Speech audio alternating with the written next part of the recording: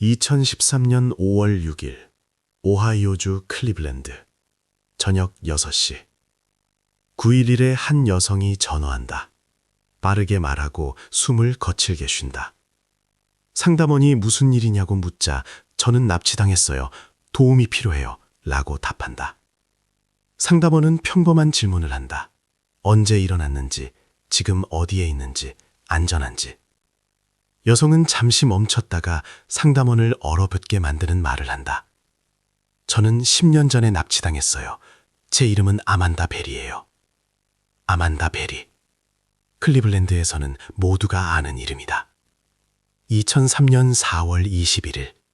17세 생일을 하루 앞두고 아만다는 버거킹에서 퇴근했다. 어머니에게 태워다 줄 사람이 있다고 전화했다. 하지만 집에 돌아오지 않았다. 실종된 것이다. 경찰이 수색했다. 어머니는 인터뷰를 했다. 딸을 돌려달라고 애원했다. 1년, 2년, 5년이 흘렀다. 흔적은 없었다. 2006년 아만다의 어머니는 심장마비로 사망했다. 딸에게 무슨 일이 일어났는지 끝내 알지 못한 채. 10년이 지나자 모두가 아만다가 죽었다고 생각했다. 그런데 전화기 너머에서 이 목소리가 들린 것이다. 상담원이 주소를 묻자 여성은 세이무어 애비뉴 2207번지라고 답한다. 트레몬트 지역, 도시 서쪽, 평범한 집들, 평범한 거리. 다음 질문은 누가 그녀를 감금했는지였다. 잠시 멈췄다가 조용히 말한다. 아리엘 카스트로요. 52세이고 스쿨버스 운전사예요. 상담원은 모든 것을 기록한다. 작전팀에 전달하고 대화를 이어간다. 배경에서 다른 목소리들이 들린다. 상담원이 혼자냐고 묻는다. 아니요, 호셀린이 저와 함께 있어요. 곧 7살이 돼요. 그리고 여자아이 2명 더 있어요. 지나와 미셸이요. 아만다는 16세에 실종되었다. 지금 그녀는 27세다. 그녀와 함께 있는 아이는 곧 7살이 된다. 간단한 계산이다. 2명의 여자아이 더, 지나와 미셸, 그들의 이름도 기록된다. 아만다는 말을 잇는다.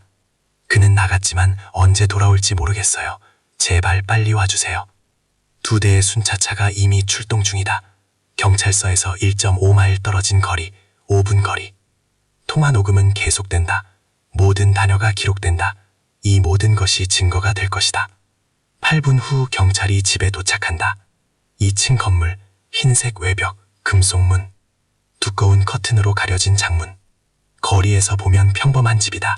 아무것도 의심스러운 것이 없다. 앤서니 에스파다와 바바라 존슨 경관이 현관으로 올라간다. 문을 두드린다. 문이 열린다. 마른 여성, 긴 머리, 눈 밑 다크서클, 몸에 맞지 않는 낡은 옷. 그녀의 뒤에는 또 다른 사람이 있다. 금발머리에 작은 체구. 에스파다 경관이 묻는다. 아만다 베리 씨입니까? 그녀는 고개를 끄덕인다. 눈물이 얼굴을 타고 흐른다. 한 발짝 앞으로 내딛는다. 현관으로 나온다. 빛 속으로. 그녀 뒤로 2명의 여성이 더 나온다. 둘 다 지쳐있고 둘 다 겁에 질려있다. 경관들은 지원을 요청한다. 첫 질문들을 즉시 던진다. 이곳 현관에서 아만다 베리 27세. 2003년 4월에 실종되었다. 이 집에서 10년을 보냈다. 지나 데헤수스 23세. 존슨 경관은 이 사건을 기억한다. 2004년 4월 지나는 학교에서 돌아오는 길이었다. 14세였다. 집에 도착하지 못했다. 실종되었다. 9년이 흘렀다. 세 번째 여성은 가장 오랫동안 침묵한다. 그리고 말한다. 미셸 나이트. 경관들에게 이 이름은 아무 의미도 없다. 나중에 이유가 밝혀질 것이다. 미셸은 2002년 8월에 실종되었다. 21세였다. 하지만 그녀의 사건은 빨리 종결되었다. 스스로 떠났다고 판단했다. 미셸은 11년을 감금 상태에서 보냈다. 그리고 아무도 그녀를 찾지 않았다. 3명 모두 한 가지 이름을 댄다. 아리엘 카스트로. 3명 모두 집을 가리킨다. 그가 이들을 이곳에 가두었다. 수년 동안 평범한 거리에서 주거 지역 한가운데서. 에스파다 경관은 경찰서와 연락한다. 이름들을 전달한다. 데이터베이스에서 확인을 요청한다. 답변은 빠르다. 아만다 베리, 수배 중, 지나 데 헤수스, 수배 중. 두 사건 모두 활성화 상태였다. 그 모든 시간 동안 그들을 찾고 있었다. 미셸 나이트, 사건 종결, 자발적 실종, 아무도 그녀가 여기에 있다는 것을 몰랐다. 형사들과 의료진이 집에 도착한다. 3명 모두 병원으로 이송된다. 호셀리는 아만다와 함께 간다. 경찰은 카스트로를 찾기 시작한다. 모든 순찰대에 인상착의가 전달된다. 라틴계 남성 52세, 보통 키, 안경 착용, 흰색 픽업 트럭. 이웃들은 첫 진술을 한다. 평범한 남자, 조용하고 친절하며 스쿨버스 운전사, 지역 밴드에서 연주했다. 때때로 바비큐 파티를 열었다. 아무도 아무것도 의심하지 않았다. 아무도 아무것도 보거나 듣지 못했다. 집은 평범해 보였다. 카스트로는 평범하게 행동했다. 10년간의 이중생활, 단 하나의 실수도 없었다. 오늘 전까지는. 저녁 8시경 카스트로는 웨스트 117번가에 있는 식당 근처에서 체포된다.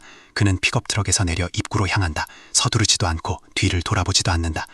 2명의 형사가 뒤에서 다가온다. 이름을 부른다. 카스트로가 멈춘다. 돌아본다. 그의 얼굴에는 두려움이 없다. 놀라움도 없다. 오직 피로감뿐이다. 그에게 미란다 원칙을 낭독한다. 수갑을 채운다. 그는 저항하지 않는다. 침묵한다. 차 안에서 형사가 묻는다. 왜 체포되었는지 아느냐고. 카스트로는 창밖을 본다.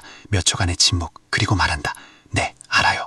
더 이상 말하지 않는다. 변호사를 요청한다. 진술을 거부한다. 카스트로가 구치소로 이송되는 동안 법의학 수사관들은 집을 조사하기 시작한다. 사진을 찍고 증거를 수집한다. 그들이 발견한 것은 모든 것을 바꾼다. 창문은 안쪽에서 합판으로 막혀 있었다. 그 위에는 두꺼운 커튼이 드리워져 있었다. 밖에서는 모든 것이 평범해 보였다. 안쪽에서는 그것은 벽이었다. 2층 침실문은 보강되어 있었다. 추가 잠금 장치, 외부에서만 잠글 수 있다. 안에서는 열 수 없다. 한 방에는 사슬이 있었다. 벽에 나사로 고정되어 있었다. 끝에는 목걸이가 있었다. 지하실 바닥에는 핏자국이 있었다. 법의학 수사관들은 샘플을 채취한다. 경찰은 밤새도록 작업한다. 집은 범죄 현장이 된다. 아침이 되자 이야기는 전국적인 뉴스가 된다. CNN, 폭스뉴스, 모든 주요 채널에서 기자들을 보낸다. 죽은 줄 알았던 세 여성이 살아있었다. 그들은 수년간 감금 상태로 보냈다. 가족들과 그들을 찾던 사람들로부터 불과 몇 마일 떨어진 곳에 있었다. 그리고 그 모든 시간 동안 납치범은 평범한 삶을 살았다. 일하고 소통하고 이웃들에게 미소 지었다. 이제 가장 중요한 것을 밝혀내야 했다. 그가 어떻게 그들을 납치했는지, 어떻게 감금했는지, 왜 아무도 알아채지 못했는지, 그리고 그 모든 세월 동안 그 집 안에서 무슨 일이 일어났는지. 클리블랜드 서부에 있는 평범한 거리, 세이모어 애비뉴. 2층짜리 집들이 빽빽하게 붙어 있고 작은 마당들이 있다. 모두가 서로를 아는 전형적인 노동자 계층 주거지다. 2207번지는 특별할 것이 없었다. 흰색 외벽, 깔끔한 현관, 이웃집들과 똑같았다. 집주인은 아리엘 카스트로. 거리 주민들에게 그는 그저 엘리였다. 현관에서 몇 마디 나눌 수 있는 이웃. 경찰은 범죄 현장 분석가들이 집에서 작업하던 그날 밤 즉시 이웃들의 첫 진술을 받았다. 새 집 건너에 사는 후안 페레스는 카스트로를 20년 동안 알았다. 평범한 친구였어요. 늘 인사했죠. 가끔 차고 치는 걸 도와주기도 했고요. 이상한 건 전혀 없었어요. 맞은편 집에 사는 엘리자 카스티오는 말한다. 그는 자주 현관에 앉아 있었어요. 기타를 치곤 했죠. 우리는 날씨나 뉴스 같은 평범한 대화를 나눴어요. 오른쪽 옆집에 사는 디토 데니는 이웃과 벽을 공유한다. 저는 아무것도 들은 적이 없어요. 비명도, 소음도요. 벽이 얇아서 다른 이웃집 TV 소리는 들리는데 엘의 집에서는 조용했어요. 완벽한 침묵, 수년 동안. 카스트로는 클리블랜드 메트로폴리탄 교육청의 스쿨버스 운전사로 일했다. 22년간의 경력, 흠잡을 데 없는 평판, 단 한 건의 불만도 없었다. 매일 아침 6시에 집에서 나와 출근했다. 학생들을 데워다주고 저녁에 돌아왔다. 동료들은 그를 똑같이 묘사한다. 조용하고 책임감 있고 항상 시간을 지킨다. 부모들은 자녀들을 그에게 맡겼다. 하지만 직업만이 카스트로를 눈에 띄게 한 유일한 것은 아니었다. 그는 지역 밴드 그루포 푸에고에서 베이스를 연주했다. 라틴 음악 밴드였다. 지역 축제, 결혼식, 개인 파티에서 공연했다. 밴드의 기타리스트 페르난도 코보는 말한다. 엘은 우리는 팀의 일부였어요. 모든 연습에 참석했죠. 우리는 음악에 대해 이야기하고 농담하고 맥주를 마셨어요. 평범한 사람이었어요. 공연은 공개적으로 열렸다. 수십 명, 때로는 수백 명의 사람들이 모였다. 카스트로는 무대에 서서 미소를 지었다. 눈에 띄는 곳에 있었다. 그는 숨지지 않았다. 사람들을 피하지도 않았다.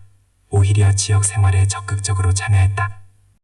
이웃들은 마당에서의 바비큐 파티를 회상한다. 1년에 몇 번씩 카스트로는 거리 주민들을 초대했다. 고기를 굽고 맥주를 대접했다. 왼쪽 이웃인 낸시 루이스는 말한다. 저는 그 바비큐 파티에 갔었어요. 그는 손님을 잘 대접했죠. 우리는 그의 마당에 서서 이야기했어요. 그 집에서 불과 10m 떨어진 곳에서요. 그리고 아무도 아무것도 몰랐어요. 경찰은 이 행사들의 사진을 조사한다. 사람들은 미소 짓고 있다. 카스트로는 중앙에 서 있다. 그의 뒤에는 집이 있다. 닫힌 창문들, 그리고 그 안에는 사슬에 묶인 세 여상이 있었다. 심지어 가족조차 아무것도 의심하지 않았다. 카스트로는 전처와의 사이에 4명의 성인 자녀가 있었다. 그들은 정기적으로 아버지를 방문했다. 집에 와서 거실에 앉아 있었다. 카스트로는 그들이 2층으로 올라가는 것을 허락하지 않았다. 지저분하다고 말했다. 아무도 고집하지 않았다. 딸 중 한 명은 나중에 이렇게 말했다. 저는 그 집에 수십 번이나 갔었어요. 그리고 그 모든 시간 동안 그 여자들이 거기에 있었죠. 저는 아직도 이걸 받아들일 수가 없어요. 아침에는 일, 낮에는 학생들, 저녁에는 집으로, 가끔 연습, 가끔 바비큐. 모든 것이 예측 가능했다. 모든 것이 규칙적이었다. 카스트로는 일반 슈퍼마켓에서 식료품을 샀다. 많은 식료품을.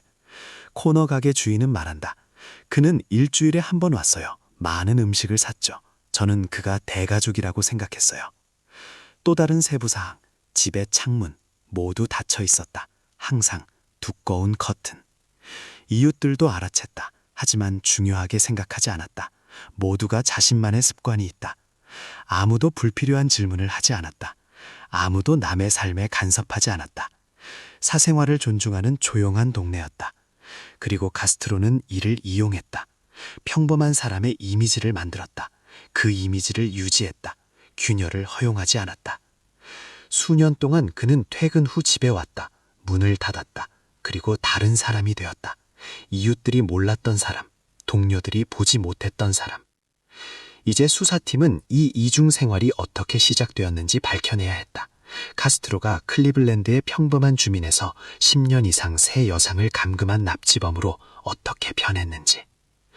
모든 것은 2013년 5월 6일에 시작된 것이 아니었다. 모든 것은 11년 전에 시작되었다. 그 당시에는 아무도 이 실종들이 서로 관련되어 있다는 것을 알지 못했다. 3가지 다른 사건, 3가지 다른 해, 다른 상황들. 첫 번째는 미셸 라이트였다. 2002년 8월 23일, 미셸은 21세였다. 그녀는 클리블랜드에서 혼자 살았다. 방을 빌려 살면서 닥치는 대로 일했다. 인생은 잘 풀리지 않았다. 가정 문제, 법적 문제, 사소한 위반들, 심각한 것은 없었다. 그날 미셸은 사회복지기관에 면담을 하러 갔다. 아들의 임시 양육권에 관한 일이었다. 그녀는 반드시 그곳에 가야 했다. 그것은 중요했다. 그녀는 집을 나섰다. 거리를 걸어갔다. 그 후 아우도 그녀를 보지 못했다. 미셸의 사촌은 이틀 후 경찰에 전화한다. 미셸이 실종되었다고 말한다. 집에 오지 않고 전화를 받지 않는다고. 경찰은 사건을 접수한다. 지인들을 신문한다. 마지막 행적을 확인한다. 수사팀은 빠르게 결론을 내린다. 미셸은 가족과 갈등이 있었다. 빚도 있었다. 문제도 있었다. 사건을 담당한 형사는 결론을 내린다. 그녀는 스스로 떠났다. 아마 다른 도시로, 아마 아는 사람에게로. 사건은 자발적 실종으로 분류된다. 몇 달 후 적극적인 수색은 중단된다. 미셸은 실종자 명단에는 남아 있었지만 더 이상 아무도 그녀를 찾지 않았다. 가족은 고집하지 않았다. 관계는 복잡했다. 많은 사람들이 그녀가 그저 떠났다고 생각했다. 1년이 흘렀다. 아무런 흔적도 없었다. 아무런 전화도 없었다. 미셸은 마치 증발한 듯했다. 2003년 4월 21일 아만다 베리. 그녀는 16세였다. 방과 후에 버거킹에서 일했다. 차를 살 돈을 모으고 싶어 했다. 평범한 계획을 가진 평범한 고등학생이었다. 4월 7일 월요일, 아만다의 근무는 저녁 7시 30분에 끝났다. 그녀는 어머니에게 전화한다. 동료가 태워다 줄 것이라고 말한다. 어머니는 알겠다고, 집에서 기다리겠다고 말한다. 아만다는 식당에서 나온다. 웨스트 110번가와 로레인 애비뉴 모퉁이에 있는 정류장으로 향한다. 집까지의 거리는 3마일, 차로 10분 거리. 그녀는 집에 도착하지 않는다. 어머니 로우바나 밀러는 1시간 후 전화하기 시작한다. 아만다의 전화는 받지 않는다. 그녀는 밤 10시에 경찰에 전화한다. 경찰은 즉시 대응한다. 미성년자, 책임감 있는 소녀, 한 번도 실종된 적이 없다. 도망친 적도 없다. 집을 떠날 이유가 없다. 그날 밤 바로 수색을 시작한다. 지역을 샅샅이 뒤진다. 버거킹 동료들을 신문한다. 감시 카메라를 확인한다. 2003년에는 카메라가 많지 않았지만 있는 것들은 확인한다. 기록에는 아만다가 식당에서 나오는 모습이 보인다. 거리를 걷다가 모퉁이를 돈다. 그 이상은 카메라에 잡히지 않는다. 경찰은 그녀를 공식적으로 실종자로 발표한다. 언론은 이야기를 다룬다. 로우바나 밀러는 모든 채널에서 인터뷰를 한다. 도시 전역에 전단지가 붙는다. 정보에 대한 보상금도 갈린다. 수십 명의 사람들이 전화한다. 아만다를 봤다고 말한다. 버스에서, 가게에서, 다른 지역에서. 경찰은 모든 단서를 확인한다. 아무것도 찾지 못한다. 몇 달이 흐른다. 흔적은 없다. 사건은 미결 상태로 남지만 희망은 점점 줄어든다. 2006년, 로우바나 밀러는 사망한다. 심장이 버티지 못했다. 의사들은 스트레스 때문이라고 말한다. 3년간 불확실성 속에서 살았다. 딸에게 무슨 일이 일어났는지 끝내 알지 못했다. 2004년 4월 2일, 지나 데헤수스. 그녀는 14세였다. 윌버라이트 중학교에 다녔다. 클리브랜드 서부에서 부모님과 오빠들과 함께 살았다. 평범한 여학생이었다. 수업이 끝난 후 지나는 걸어서 집으로 간다. 평범한 경로, 2마일. 그녀는 매일 그 길을 걸었다. 로레인 애비뉴와 웨스트 105번가 모퉁이에서 친구와 함께 걷는다. 그들은 이야기하고 웃는다. 친구는 자기 집으로 향한다. 작별 인사를 한다. 진아는 혼자 계속 걸어간다. 그 후 아무도 그녀를 보지 못한다. 부모님은 저녁 6시쯤부터 걱정하기 시작한다. 진아는 3시에 도착했어야 했다. 3시간이 지났다. 전화는 받지 않는다. 아버지 펠릭스 데헤수스는 차에 탄다. 딸의 경로를 따라 운전한다. 지나가는 사람들에게 묻는다. 아무도 아무것도 보지 못했다. 저녁 7시 경찰에 전화한다. 여학생이 실종되었다. 14세. 학교에서 집으로 돌아오지 않았다. 경찰은 지역 전체를 뒤진다. 수십 명의 경찰관, 자원봉사자들, 이웃들, 모든 거리, 모든 마당, 모든 골목을 샅샅이 뒤진다. 아무것도 없다. 언론이 다시 현장에 모인다. 진아의 이야기는 클리블랜드의 주요 뉴스가 된다. 부모님은 대중에게 호소한다. 딸을 돌려달라고 애원한다. 보상금을 제안한다. 수천 명의 사람들이 수색에 나선다. 버려진 건물들을 확인한다. 황무지, 공원, 모든 것을 확인한다. 사건을 담당한 형사는 우연의 일치를 알아챈다. 아만다 베리가 1년 전 실종되었다. 같은 지형에서, 비슷한 상황에서. 둘 다 집으로 가던 길이었다. 둘 다 흔적도 없이 사라졌다. 그는 아만다의 사건 파일을 꺼낸다. 세부 사항을 비교한다. 연관성이 있는지 확인한다. 실종 장소들은 서로 1마일 떨어져 있다. 둘 다 4월에 실종되었다. 정확히 1년 차이. 우연일 수도 있다. 아닐 수도 있다. 경찰은 연쇄 납치범 가설을 검토하기 시작한다. 데이터베이스를 확인한다. 비슷한 사건들을 찾는다. 지역 내 등록된 범죄자들을 살펴본다. 아무것도 찾지 못한다. 미셸 나이트의 사건은 이 실종들과 아무도 연관짓지 않는다. 그녀의 사건은 종결되었다. 자발적으로 떠난 것으로 분류되었다. 아무도 이 가설을 다시 확인할 생각조차 하지 않는다. 하지만 그동안 세 여성 모두 같은 장소에 있었다. 세이모어 애비뉴에 있는 집에서, 그들의 실종 장소에서 불과 몇 마일 떨어진 곳에서, 그들의 가족들 옆에서, 수사가 진행되던 경찰서들 옆에서. 하지만 아무도 이것을 알지 못한다. 세월이 흐르고 사건들은 미결 상태로 남아있고 가족들은 답 없이 살고 아리엘 카스트로는 평범한 삶을 이어간다. 클리블랜드 경찰은 대규모 작전을 펼친다. 실종 사건 2건, 아만다 베리와 지나 데헤수스, 특별수사팀을 꾸린다. 형사들은 24시간 근무한다. 모든 단서를 확인한다. 소녀들을 마지막으로 본 모든 사람을 신문한다. 카메라 녹화를 수십 번씩 검토한다. 5마일 반경 내에 등록된 범죄자들을 확인한다. 아무것도 없다. 가족들은 자체적으로 수색을 조직한다. 매주 주말 수백 명의 자원봉사자들, 전단지를 배포하고 포스터를 붙인다. 지나의 어머니 낸시 루이스는 매주 인터뷰를 한다. 아버지는 지역에서 행진을 조직한다. 언론의 주목을 유지한다. 그리고 여기에 아리엘 카스트로가 나타난다. 2004년 5월.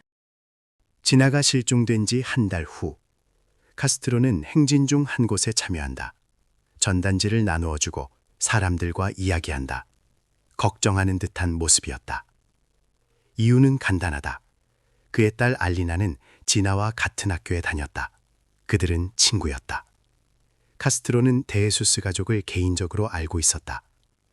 이제 그는 지나의 어머니 옆에 서 있다. 위로의 말을 건넨다. 수색을 돕겠다고 약속한다. 낸시 루이스는 나중에 이렇게 회상한다. 그는 저에게 다가왔어요. 딸이 걱정한다고 말했어요. 돕고 싶다고요. 진심으로 보였어요. 카스트로는 전단지를 가져간다. 지역에 붙이고 직장 동료들에게도 알리겠다고 말한다. 그리고 그는 실제로 그렇게 한다. 지나의 사진이 담긴 전단지들이 세이무어 애비뉴에 나타난다. 경찰은 지나를 알았던 모든 사람을 신문한다. 카스트로도 포함해서. 표준 절차였다. 형사는 그의 집에 찾아간다. 질문을 한다. 지나를 마지막으로 본 것이 언제인지, 그녀의 실종에 대해 아는 것이 있는지. 카스트로는 침착하게 대답한다. 마지막으로 본 것은 몇 주 전이었다고, 지나가 그의 딸을 보러 왔었다고, 숙제를 함께 했다고, 특별한 것은 없었다고. 실종 당일에 대한 질문, 4월 2일 오후 3시 이후에 어디에 있었는지. 답변은 직장에 있었다는 것이다. 학생들을 태워다 주고 있었다고. 근무는 6시에 끝났다고. 그리고 집에 가서 TV를 보았다고. 형사는 확인한다. 카스트로는 실제로 노선에 있었다. 근무 기록이 확인된다. 알리바이가 완벽하지는 않았지만 의심스러운 점은 없었다. 실종된 친구의 평범한 아버지, 걱정하고 돕고 싶어 한다. 형사는 집에 들어가지 않았다. 그럴 이유가 없었다. 영장도 없었다. 카스트로는 용의자가 아니었다. 그저 증인이었다. 만약 2층으로 올라갔더라면, 만약 잠긴 방들을 들여다봤더라면 모든 것이 거기서 끝났을 것이다. 2004년에. 하지만 그런 일은 일어나지 않았다. 몇 달이 흐른다. 활발한 수색 단계는 느려진다. 단서는 없다. 언론은 다른 뉴스로 전환한다. 가족들은 포기하지 않는다. 낸시 루이스는 매년 4월 2일에 추모 행진을 조직한다. 수백 명의 사람들이 거리에 모인다. 카스트로는 가끔 행진에 나타난다. 인파 속에 서서 전단지를 들고 있다. 2007년 그는 뉴스에 나온다. 기자가 참가자들을 인터뷰한다. 카스트로에게 다가간다. 카스트로는 카메라에 대고 말한다. 제 딸이 지나와 함께 학교에 다녀서요. 끔찍한 비극이죠. 그녀가 찾아지길 바랍니다. 가족들은 불확실성 속에서 살아서는 안 됩니다. 이 녹화는 체포 후에 공개될 것이다. 모두가 그가 비극에 대해 이야기하는 모습을 볼 것이다. 그동안 지나는 그의 집에 사슬에 묶여 있었다. 전화는 웨스트 25번가에 있는 공중전화에서 걸려왔다. 카스트로의 집에서 3블럭 떨어진 곳. 누가 전화했는지는 밝혀지지 않을 것이다. 세월은 일상이 된다. 사건들은 미결 상태로 남아있다. 가족들은 기다린다. 카스트로는 이중 생활을 한다. 일하고, 음악을 연주하고, 행진에 나타난다. 그는 단순히 주의를 끌지 않은 것이 아니었다. 그는 신뢰할 수 있는 사람, 공감하는 사람, 돕는 사람의 이미지를 만들었다. 그리고 그것은 통했다. 수년 동안 아무도 아무것도 의심하지 않았다. 2004년 6월, 진아 실종 후 2달. 한 남자가 경찰에 전화한다. 진아가 사라진 날 중요한 것을 봤다고 말한다. 증인은 호세 마르티네스였다. 그는 그 지역에 살았다. 4월 2일 오후 4시경 그는 로레인 애비뉴를 걷고 있었다. 흰색 픽업 트럭을 봤다. 길가에 멈춰서 있었다. 조수석에는 젊은 라틴계 여성이 앉아 있었다. 검은 머리, 교복. 운전석에는 남자, 라틴계, 중년, 안경을 쓰고 있었다. 마르티네스는 그때는 별다른 의미를 두지 않았다. 아버지가 딸을 학교에서 데리러 온다고 생각했다. 하지만 나중에 진아의 사진이 있는 포스터를 봤다. 얼굴을 알아봤다. 픽업 트럭에 있던 바로 그 소녀였다. 마크 디아스 형사가 진술을 받는다. 남자를 가능한 한 자세히 묘사해달라고 요청한다. 라틴계 남성, 50세 정도, 보통 키, 다부진 체격, 흰머리가 섞인 검은 머리, 얇은 태안경, 흰색 픽업 트럭, 구형 모델. 몽타주 가가를 부른다. 몽타주를 만든다. 마르티네스가 세부 사항을 수정한다. 얼굴형, 눈매, 헤어스타일. 몽타주가 완성된다. 진아의 가족에게 보여준다. 얻은 클래스메이츠에게 보여준다. 교사들에게 보여준다. 아무도 알아보지 못한다. 경찰은 몽타주를 배포한다. 신문에 게재한다. 지역 TV에 보여준다. 이 사람을 알아본 모든 사람에게 연락해달라고 요청한다. 수십 명의 사람들이 전화한다. 이름을 대고 주소를 알려준다. 모든 단서를 확인한다. 디아스 형사는 목록을 작성한다. 45에서 55세 라틴계 남성, 흰색 픽업트럭 소유자, 클리블랜드 서부에 거주하는 자들. 목록은 길었다. 40명 이상. 한 명씩 확인하기 시작한다. 신문 소환장을 보낸다. 4월 2일에 대해 묻는다. 어디에 있었는지, 무엇을 했는지, 알리바이가 있는지. 첫 번째는 로베르토 가르시아, 48세, 건설 현장에서 일한다. 1998년식 흰색 포드 픽업 트럭, 안경을 착용한다. 신문은 1시간 동안 진행된다. 4월 2일 오후 3시 이후에 어디에 있었는지. 가르시아는 직장에 있었다고 말한다. 도시 동쪽에 있는 현장, 진아 실종 장소에서 10마일 떨어진 곳. 확인한다. 현장 감독이 확인해준다.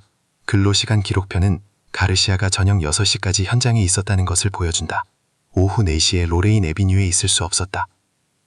알리바이는 완벽하다. 명단에서 지운다. 두 번째는 미겔 산체스, 52세, 트럭 운전사, 흰색 쉐보레 픽업 트럭, 안경을 착용한다. 4월 2일에 어디에 있었는지. 산체스는 운행 중이었다고 말한다. 피츠버그로 가던 중이었다고. 아침에 출발해서 늦은 저녁에 돌아왔다고. 트럭의 GPS 추적기를 확인한다. 확인된다. 하루 종일 고속도로에 있었다. 클리블랜드 근처에는 없었다. 명단에서 지운다. 그렇게 몇 주가 흐른다. 한 명씩 확인한다. 모두 알리바이가 있거나 직접 만났을 때 설명과 일치하지 않았다. 목록은 줄어든다.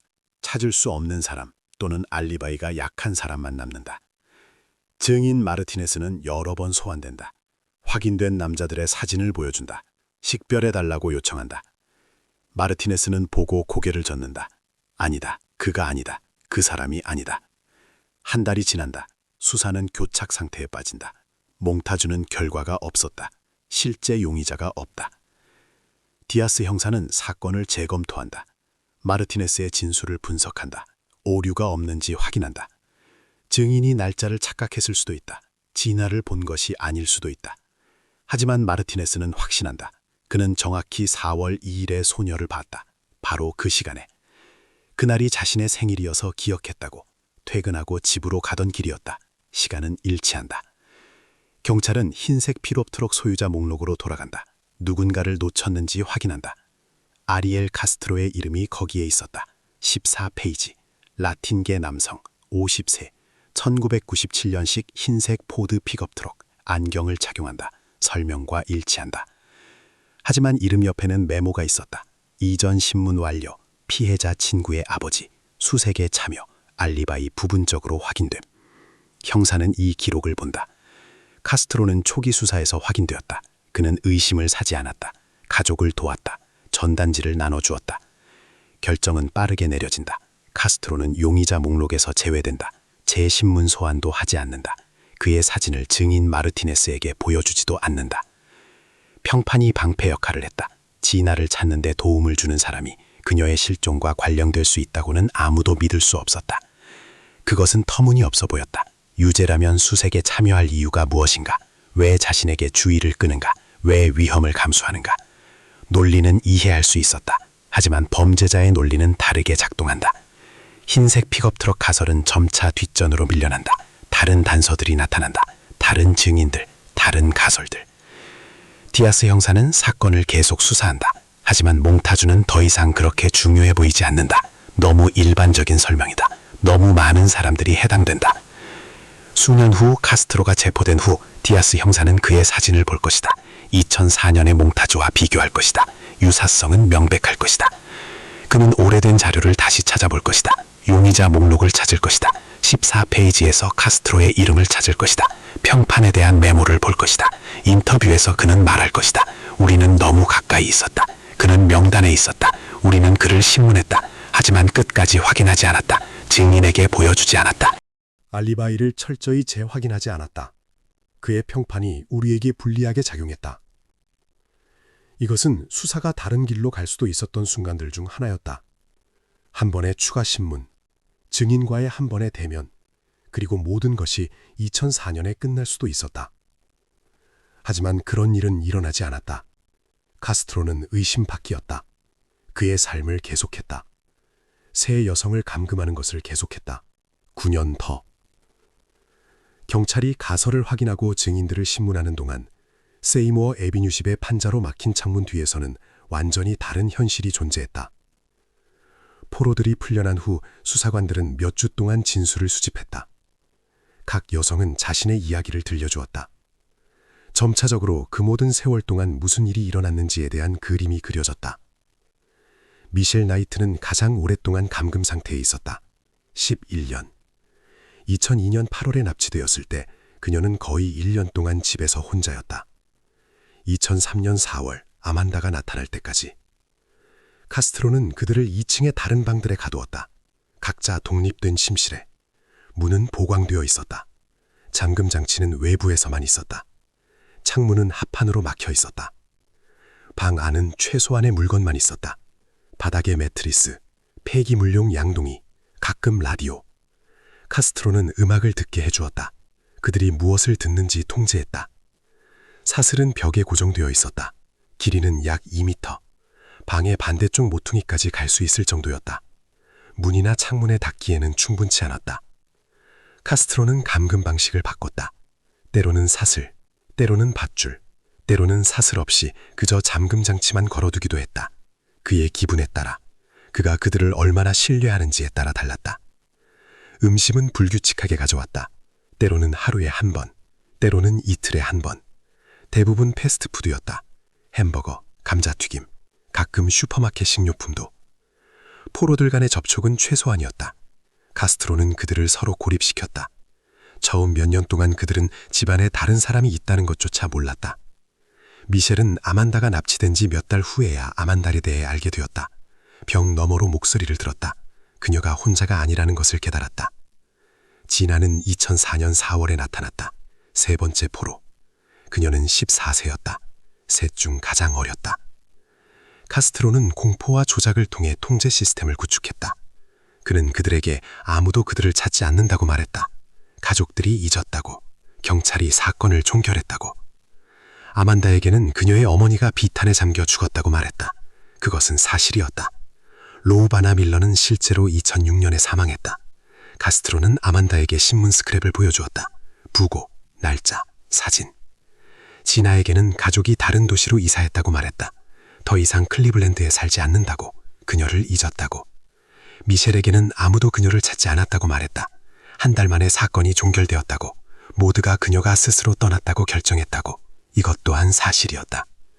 심리적 압박은 효과가 있었다. 여성들은 희망을 잃었다. 구원에 대한 믿음을 잃었다.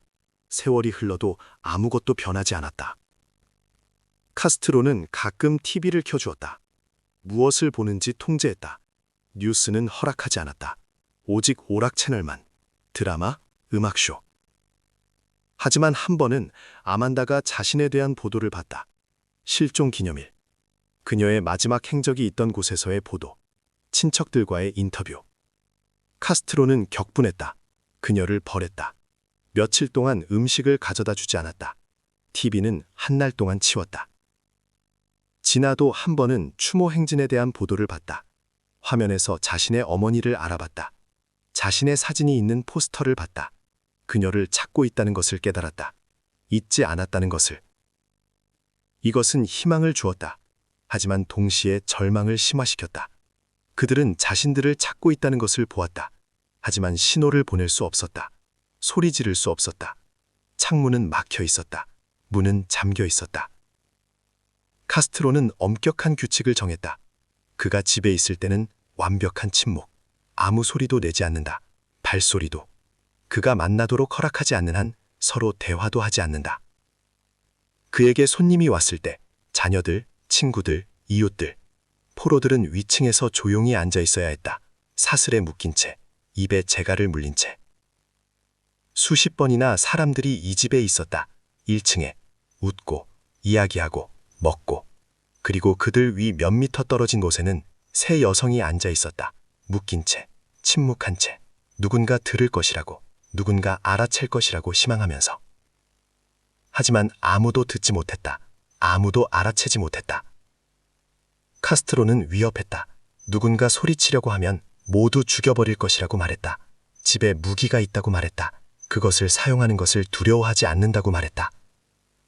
여성들은 믿었다. 그들에게는 선택의 여지가 없었다. 위험이 너무 컸다. 시스템은 수년 동안 작동했다.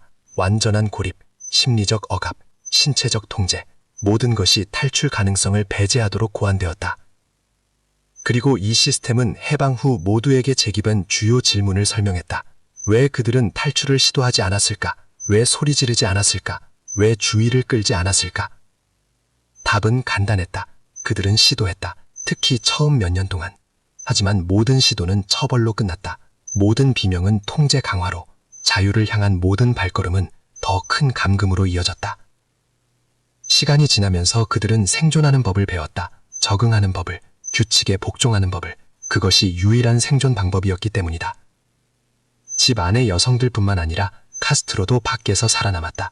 그는 이미지를 유지했다. 하지만 완벽한 가면은 없다. 항상 균열은 존재한다. 체포 후 이웃들은 이전에는 신경 쓰지 않았던 세부 사항들을 기억하기 시작했다. 그저 성격의 이상함이라고 여겨졌던 것들. 맞은편 이웃인 엘리자 카스티오는 회상한다. 창문은 항상 닫혀 있었어요. 항상. 겨울에는 당연히 다 닫죠. 하지만 여름, 더운 날씨에 모두가 활짝 열 때도 그의 집은 꽁꽁 닫혀 있었어요. 저는 그가 에어컨이 좋다고 생각했죠. 아니면 그냥 어둠을 좋아하는 줄 알았어요. 오른쪽 이웃인 티토 데니는 말한다. 저는 몇 번 수리를 도와주겠다고 제안했어요. 배수관이 새는 것을 봤거든요. 내가 고쳐줄게 라고 말했죠. 그는 거절했어요. 직접 하겠다고요. 하지만 결국 하지 않았죠. 저는 그가 그냥 바쁜 줄 알았어요. 아무도 초대 없이 집에 들어가려고 하지 않았다. 그것은 무례한 일이었을 것이다. 모두에게는 각자의 경계가 있다. 각자의 규칙이 있다. 바비큐 파티에 왔던 낸시 루이스는 말한다. 우리는 항상 마당에 있었어요. 그가 음식과 음료를 가져왔죠. 하지만 안으로 초대하지는 않았어요. 저는 그가 어지러진 것을 부끄러워한다고 생각했어요. 남자가 혼자 사는데 그럴 수도 있죠. 카스트로의 자녀들은 정기적으로 방문했다. 하지만 그들에게도 접근은 제한적이었다. 1층은 가능했다. 거실, 주방, 욕실. 2층은 닫혀 있었다. 딸 안지는 회상한다. 아버지는 위층이 엉망이라고 말했어요. 몇 달 동안 청소를 안 했다고요. 보여주기 부끄럽다고요. 우리는 고집하지 않았어요. 원하지 않는데 왜 간섭하겠어요? 코너 식료품 가게 주인은 또 다른 이상함을 알아챘다. 마리아 곤살레스는 말한다. 그는 항상 많이 샀어요. 빵 몇 덩이, 감자칩 5, 6봉지, 많은 즉석식품. 저는 그가 일주일치를 비축한다고 생각했어요. 아니면 손님을 자주 초대한다고 생각했죠. 집안에는 카스트로를 포함해 4명이 있었다. 많은 음식이 필요했다. 하지만 아무도 그가 얼마나 사는지 계산하지 않았다. 아무도 사실을 연결짓지 않았다.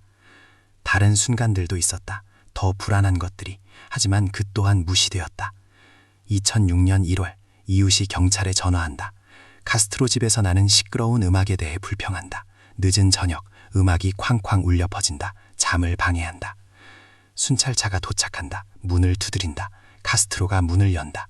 경찰관은 소리를 줄여달라고 요청한다.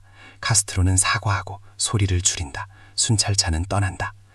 경찰관은 집에 들어가지 않는다. 의심스러운 것을 보지 못한다. 평범한 소음 신고, 밤새 수백 건의 그런 신고가 있다. 2008년 8월 또 다른 전화. 이번에는 익명이다. 누군가 세이머 애비뉴 집에서 이상한 소리가 들린다고 신고한다. 비명 소리와 비슷하다고. 순찰차가 다시 도착한다. 다른 경찰관들이다. 그들은 문을 두드린다. 카스트로는 즉시 문을 열지 않는다. 3분 정도 지나서야. 경찰관은 괜찮은지 묻는다. 비명 소리에 대한 신고를 들었다고. 카스트로는 침착하게 대답한다. 공포 영화를 보고 있었다고 말한다. 소리가 컸다고. 사과한다. 경찰관은 반쯤 열린 문틈으로 현관을 들여다본다. 평범한 집을 본다.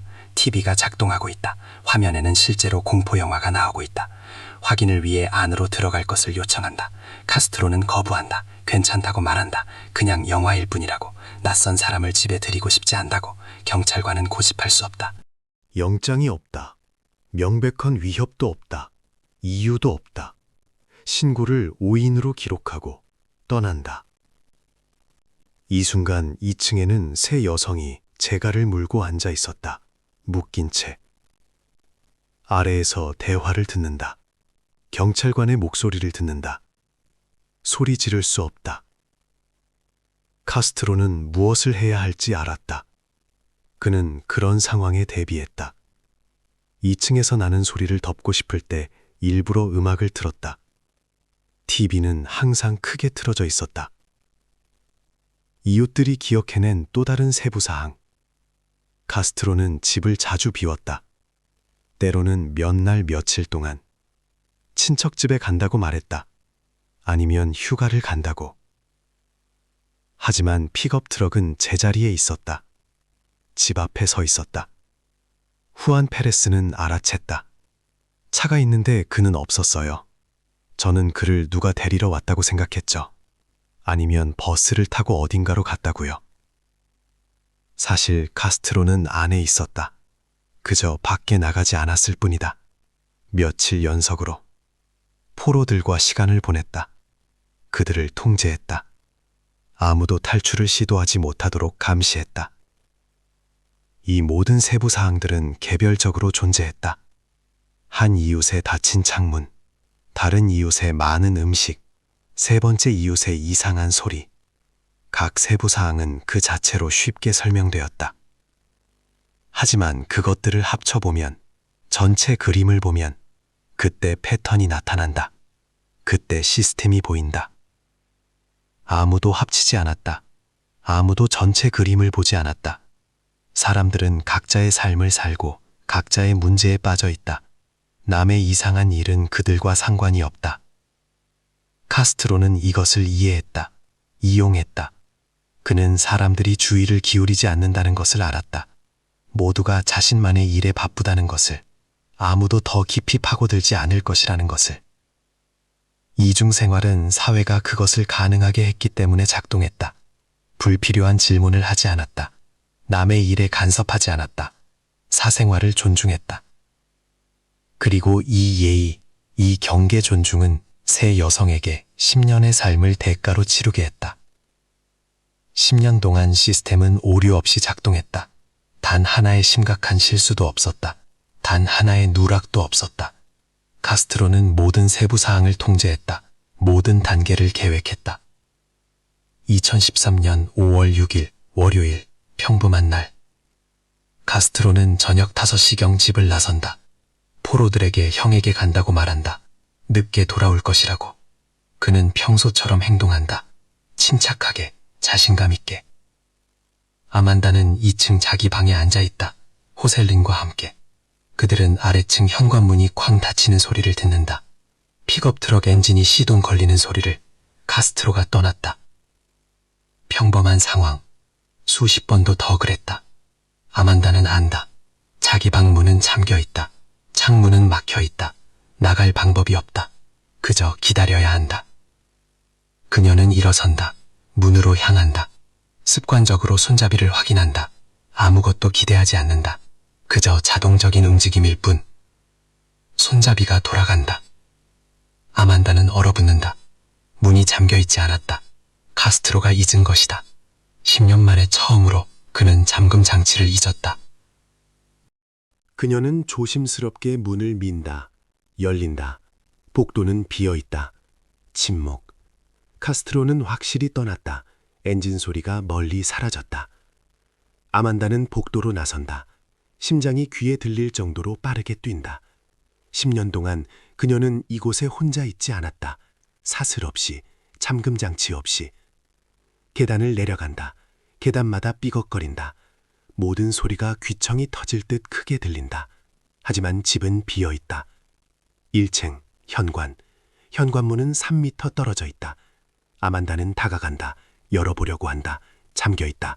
금속문, 무겁다. 여러 개의 잠금 장치, 열쇠는 카스트로가 가지고 있다.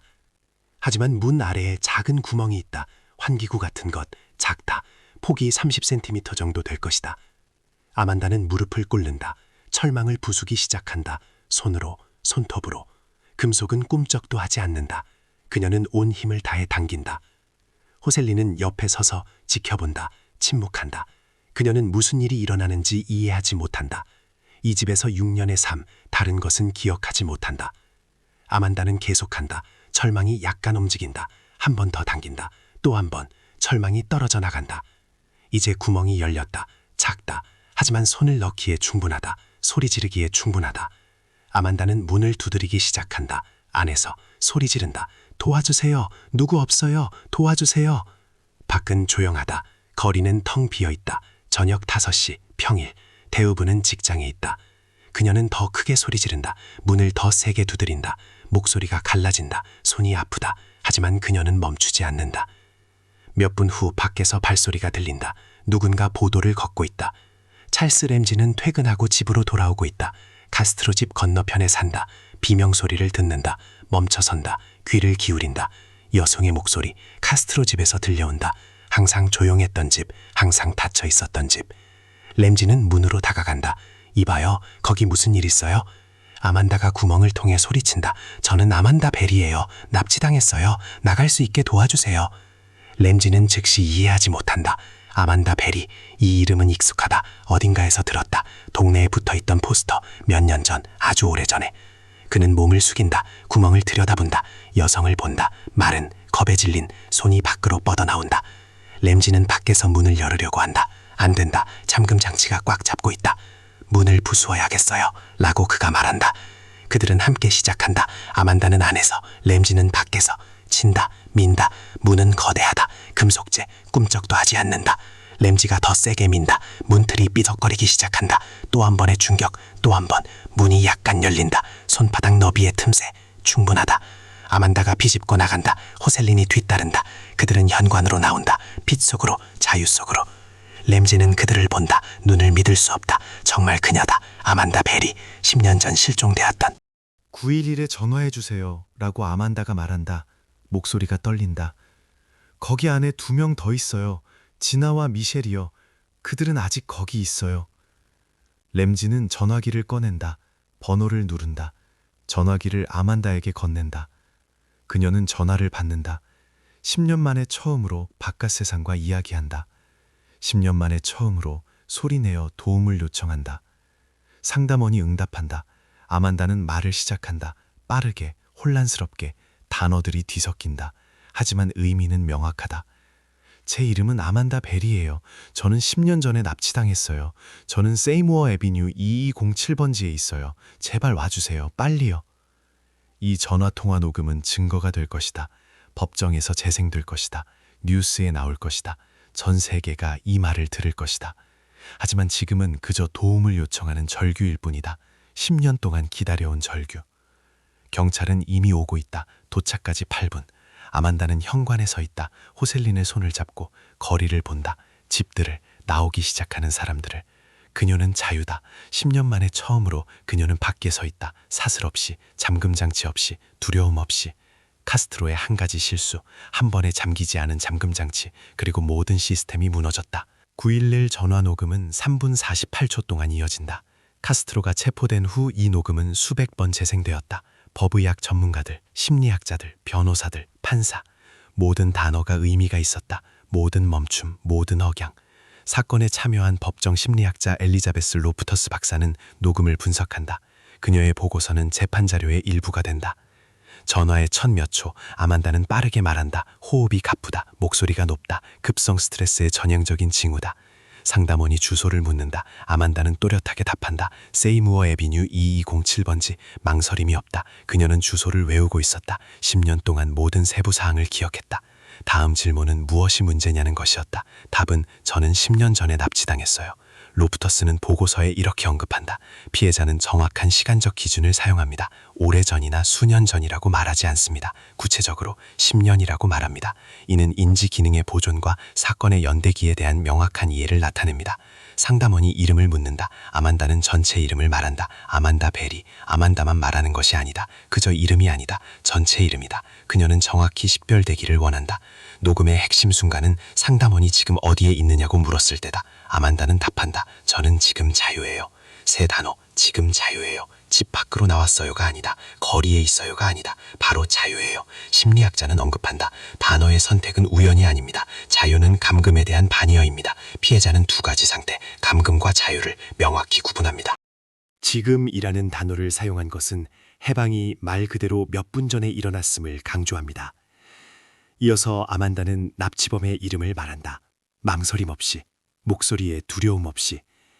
아리엘 카스트로. 상담원이 다시 묻는다. 철자를 확인한다. 아만다는 반복한다. 글자 하나하나를 말한다. ARIEL. 그녀는 정확하게 기록되기를 원한다. 그리고 핵심 정보, 혼자냐는 질문에 아만다는 답한다. 호셀린과 함께 있어요. 그리고 안에 여자아이 2명 더 있어요. 오디오 분석 전문가인 법의학자 로버트 해리스는 중요한 세부 사항을 지적한다. 녹음 배경에서 울음소리가 들립니다. 약 30초부터. 울음은 히스테리적이지 않습니다. 조용하고 겁에 질린 울음입니다. 이는 아만다가 말하는 사람의 존재를 확인시켜줍니다. 아만다가 다른 두 여성을 언급할 때 상담원은 확인을 요청한다. 그들이 누구인지. 지나 대수수와 미셸 나이트. 두 이름, 두 개의 미결 사건, 수년간 진행된 두 개의 수사. 전문가 로프터스는 언급한다. 피해자는 위급한 상황에서 명확한 사고를 보여줍니다. 자신의 이름뿐만 아니라 다른 포로들의 이름도 말합니다. 최소한의 시간에 최대한의 정보를 제공합니다. 이는 그녀가 이 순간을 준비했음을 의미합니다. 기회가 생긴다면 무엇을 말해야 할지 알고 있었다는 것입니다. 대화 중간에 아만다가 옆에 있는 누군가에게 조용히 해, 괜찮아 라고 말하는 것이 들린다. 호셀린에게 말을 건넨다. 진정시킨다. 충격 상태에서도 그녀는 상황을 통제한다. 상담원이 묻는다. 지금 당장 위협이 있느냐고, 카스트로가 근처에 있느냐고. 아만다는 답한다. 그는 나갔어요. 하지만 언제 돌아올지 모르겠어요. 돌아올지라는 단어에서 목소리의 두려움이 강해진다. 전문가는 언급한다. 목소리의 높이가 높아집니다. 말의 속도가 빨라집니다. 피해자는 납치범이 언제든지 나타날 수 있다고 두려워합니다. 이는 상황의 긴급성을 강조합니다. 전화 통화가 끝날 무렵 아만다는 여러 번 반복한다. 제발 빨리 와주세요. 매번 억양이 바뀐다. 처음에는 요청, 다음에는 애원, 다음에는 거의 요구에 가깝게. 심리학자 로프터스, 피해자는 과각성 상태에 있습니다. 그녀는 시간이 중요하다고 이해합니다. 매 초가 중요합니다. 이는 도움 요청에 대한 점증하는 끈기를 설명합니다. 전화 녹음은 핵심 증거가 되었다. 단순히 해방 사실을 기록했기 때문만이 아니다. 범죄의 규모를 보여주었기 때문이다. 세 이름, 아만다, 지나, 미셸, 실종된 세 여성, 세 개의 활발한 수사. 그들 모두 같은 장소에 있었다. 그 모든 세월 동안. 검사 티모티 맥킨티는 나중에 이렇게 말할 것이다. 이 전화는 우리에게 모든 것을 주었습니다. 피해자들의 이름, 용의자의 이름, 정확한 주소, 범죄의 지속기간 확인, 증인의 존재에 대한 지시, 즉각적인 조치에 필요한 모든 것을요. 녹음은 수색영장의 근거가 되었다. 체포의 근거가, 기소의 근거가. 하지만 가장 중요한 것은 그것이 증거가 되었다는 것이다. 10년간의 감금 후에도 아만다 베리가 명석한 정신을 유지했음을, 의지를 유지했음을, 싸울 능력을 유지했음을 보여주는 증거. 카스트로의 한 가지 실수가 한 통의 전화로 이어졌다. 한 통의 전화가 전체 시스템의 붕괴로 이어졌다. 포로들이 풀려난 지 2시간 후 형사들은 아리엘 카스트로를 찾아낸다. 그는 웨스트 17번가에 있는 식당 근처에서 체포된다. 침착했고 저항하지 않았다. 하지만 그만이 체포된 것은 아니었다. 그날 밤 경찰은 2명을 더 체포한다. 페드로 카스트로와 오닐 카스트로, 아리엘의 형제들이었다. 둘 다 클리블랜드에 살았다. 둘 다 세이모어 애비뉴 집에 접근할 수 있었다. 5월 7일 아침 언론은 보도한다. 카스트로 삼형제가 납치 혐의로 체포되었다고. 뉴스는 순식간에 전국으로 퍼져나간다. CNN은 긴급 보도를 내보낸다. 세 형제가 10년 이상 여성들을 감금한 혐의로 체포. 헤드라인은 모든 주요 채널에 나타난다. 집단 범죄 가설은 논리적으로 보였다. 3명의 여성, 10년. 어떻게 한 사람이 이 모든 시간 동안 모든 것을 통제할 수 있었을까? 어쩌면 도움이 있었을 수도 있다. 어쩌면 조직적인 그룹이었을 수도 있다. 경찰은 세부 사항에 대해 언급하지 않는다. 사실만을 말한다. 3명이 체포되었다. 수사가 진행 중이다. 자세한 내용은 나중에. 페드로 카스트로, 54세, 창고에서 일한다. 도시 동부에 산다. 결혼했다. 성인 아들 2명. 오닐 카스트로, 50세, 정비사로 일한다. 따로 산다. 이혼했다. 자녀 3명. 둘 다 형의 집에 대해 알고 있었다. 둘 다 그곳에 가본 적이 있었다. 자주 가지는 않았지만 정기적으로. 가족 방문, 생일, 명절. 신문은 즉시 시작된다. 다른 방, 다른 형사들. 용의자들을 고립시키는 것이 표준 전술이다. 진술을 따로 확인한다. 앤드류 헤이든 형사가 페드로를 신문한다. 형의 집에 몇 번 갔었는지, 마지막이 언제였는지, 의심스러운 것을 보았는지. 페드로는 솔직하게 답한다. 3개월 전에 집에 갔다. 조카 생일이었다. 거실에 앉아 있었다. 피자를 먹고 축구를 봤다. 이상한 것은 없었다. 형사가 묻는다. 2층으로 올라갔었는지. 페드로는 고개를 젓는다. 아니요, 아리엘이 위층에 못 가게 했어요. 수리 중이라고 말했죠. 엉망이라고. 아무도 고집하지 않았다. 여성들을 보았는지, 목소리를 들었는지, 특이한 점을 알아챘는지. 페드로는 다시 부인한다. 아무것도 보지 못했다. 아무것도 듣지 못했다. 그곳에서 무슨 일이 일어나는지 전혀 몰랐다. 형사는 전술을 바꾼다. 형의 성격에 대해 묻는다. 어떤 사람인지, 행동에 이상한 점이 있었는지. 페드로는 조심스럽게 말한다. 아리엘은 항상 내성적이었다. 개인적인 것을 나누지 않았다. 이혼 후 혼자 살았다. 자신을 초대하는 일은 거의 없었다. 하지만 범죄적인 것은 없었다. 일하고 아이들을 키웠다. 평범한 형제였다. 동시에 오닐도 신문한다. 다른 형사, 같은 질문. 오닐도 비슷한 답변을 한다. 지난 몇 년 동안 형의 집에 몇 번 갔었다. 자주 가지 않았다. 주로 명절이었다. 2층에는 한 번도 가지 않았다. 아무것도 몰랐다. 형사들은 전화 기록을 확인한다. 문자 메시지, 금융거래, 연관성을 찾는다. 공모의 증거를 찾는다. 아무것도 찾지 못한다. 페드로와 오닐은 각자의 삶을 살고 있었다. 일하고 가족들과 교류했다. 아리엘과의 공동 여행도 없었다. 의심스러운 구매도 없었다. 가담의 흔적도 없었다. 두 사람 모두에게 거짓말 탐지기를 사용한다. 자발적으로. 둘 다 동의한다. 질문은 표준적이다. 형의 집에 포로들이 있다는 것을 알았는가? 형이 여성들을 감금하는 것을 도왔는가? 납치에 가담했는가? 모든 질문에 아니요. 거짓말 탐지기는 진실을 말한다고 표시한다. 여성들은 따로 신문한다. 페드로와 오닐의 사진을 보여준다. 그들을 보았는지 묻는다. 이 사람들을 아는지. 3명 모두 똑같이 답한다. 아니요. 한 번도 본 적이 없다. 아리엘뿐이다. 그만이다. 아만다는 덧붙인다. 가끔 아래층에서 목소리가 들렸어요. 그에게 손님이 왔을 때요. 하지만 그만 봤어요. 그는 혼자였어요. 3일 후 수사팀은 결론을 내린다. 페드로와 오닐은 관련이 없다. 그들은 몰랐다. 돕지 않았다. 참여하지 않았다. 5월 9일 그들은 풀려난다. 기소 없이. 경찰의 공식 성명. 철저한 조사를 거쳐 페드로와 오닐 카스트로 형제가 범죄와 관련이 없다는 것이 확인되었습니다. 체포는 수사 범위 내에서 필요한 조치였습니다. 언론은 헤드라인을 바꾼다. 용의자는 단 1명, 아리엘 카스트로는 단독으로 행동했다. 이는 사건에 대한 인식을 바꾼다. 집단 범죄는 다르다. 조직적인 그룹, 역할 분담, 상호 통제. 하지만 한 사람이 10년 동안 세 여성을 통제했다. 한 사람이 시스템을 구축했다. 한 사람이 이중 생활을 유지했다. 심리학자들은 프로파일을 재검토하기 시작한다. 범죄 심리학 전문가 마이클 스톤 박사는 말한다. 한 사람이 3명의 포로를 그렇게 오랫동안 감금할 수 있었다는 것은 통제와 계획의 탁월한 정도를 나타냅니다.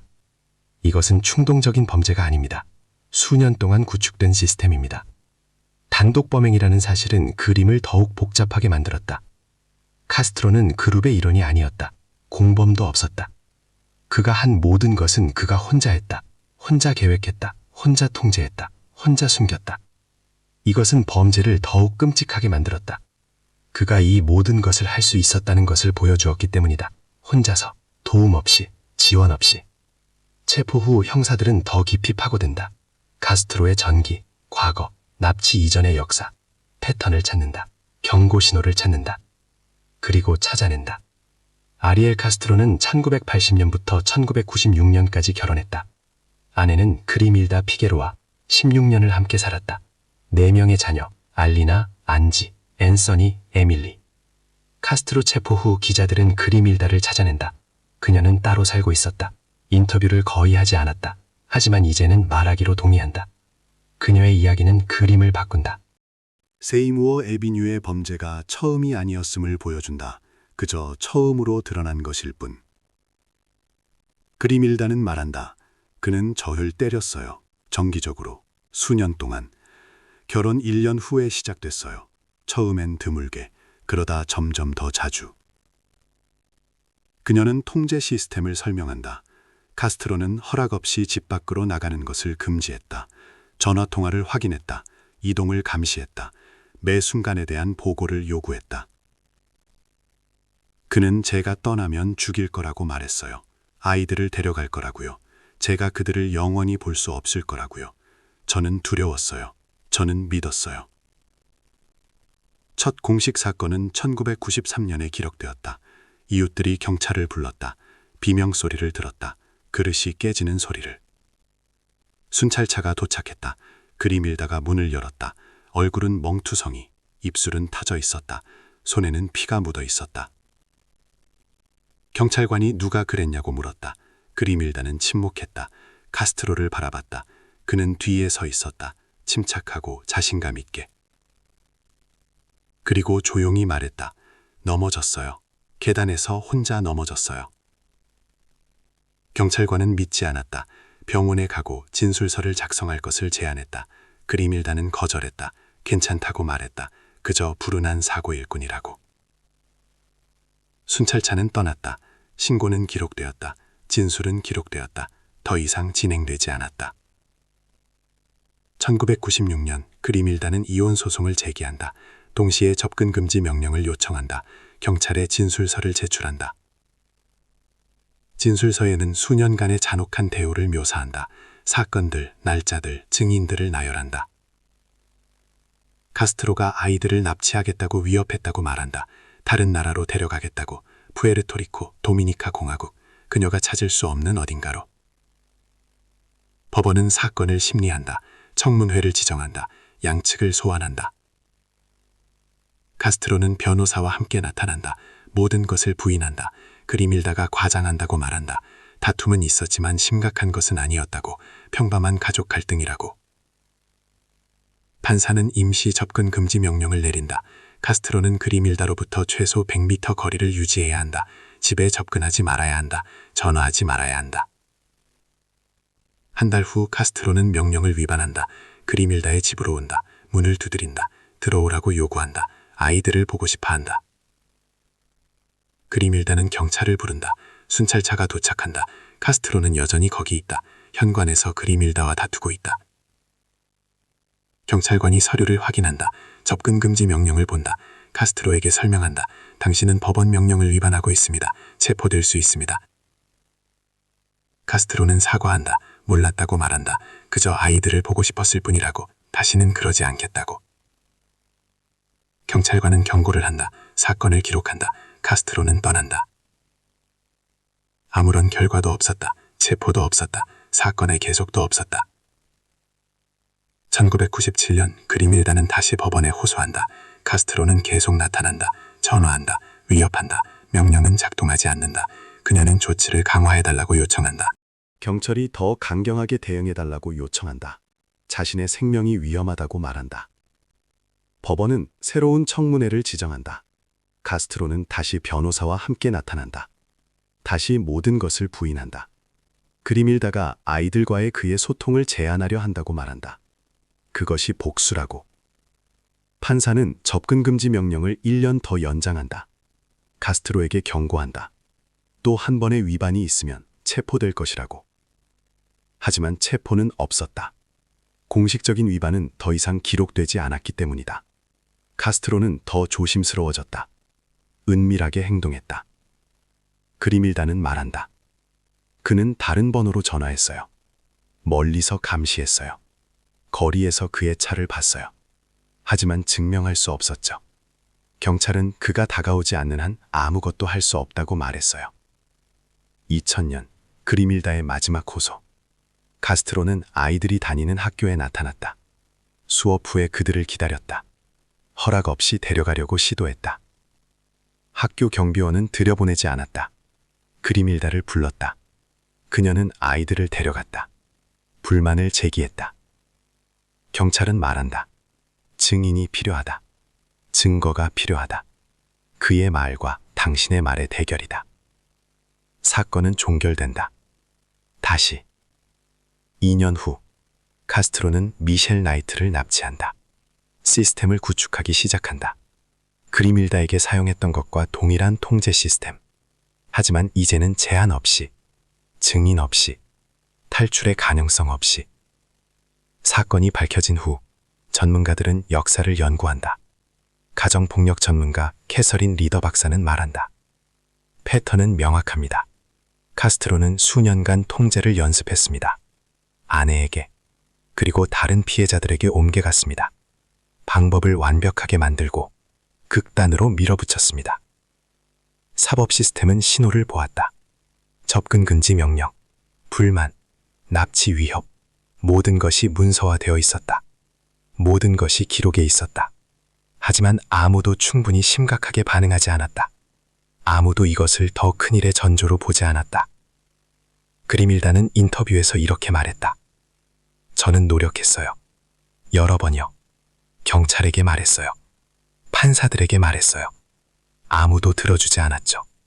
그리고 이제 이 여성들은 그 대가로 10년의 삶을 지불했어요. 아리엘 카스트로의 첫 신문은 2013년 5월 7일 오전에 있었다. 클리블랜드 경찰본부의 신문실이었다. 카스트로는 테이블에 앉아 있었다. 손은 수갑에 채워져 있었고 얼굴은 침착했다. 앤드류 헤이든 형사와 바바라 존슨 형사가 신문을 진행했다. 그들은 녹음기를 켜고 날짜, 시간, 참석자들을 언급했다. 첫 질문은 간단했다. 당신은 자신이 무슨 혐의를 받고 있는지 이해하십니까? 카스트로는 고개를 끄덕였다. 그는 조용히 말했다. 네, 이해합니다. 다음 질문은 혐의를 인정하십니까? 침묵. 카스트로는 테이블을 응시했다. 그리고 고개를 들었다. 그는 대답했다. 아니요, 저는 무죄입니다. 헤이든 형사는 서류철을 열었다.